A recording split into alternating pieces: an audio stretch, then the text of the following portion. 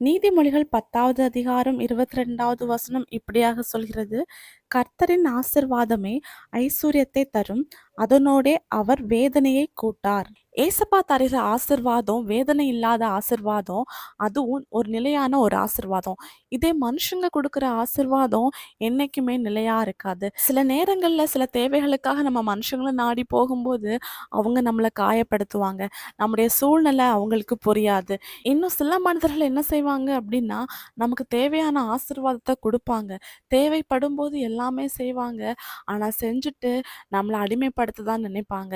இப்படி ஒரு வேதனையான ஒரு ஆசீர்வாதத்த தான் நம்ம இந்த உலக மனுஷங்க கிட்ட இருந்து நம்மளால பெற முடியும். இதுவே ஆண்டவர் தருகிற ஆசீர்வாதம் நம்மள மட்டும் இல்ல, பிறருக்கு நம்ம யூஸ் ஆகுறது மாதிரி ஆண்டவர் நம்மள ஆசீர்வதிப்பாரு. பரிசுத்த வேதாகமத்துல கூட அநேக இடங்கள்ல ஏசப்பா குறைவ நிறைவாக்குனாங்க.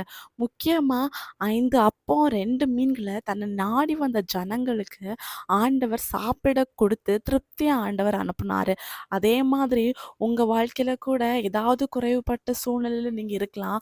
ஒரு ஆசீர்வாதத்துக்காக நீங்க காத்துக்கொண்டிருக்கலாம். ஒரு வீடு இல்ல, குழந்தை இல்ல, இல்ல கடன் பாரம், ஏதோ ஒரு தேவையின் மத்தியில நீங்க இருக்கலாம்.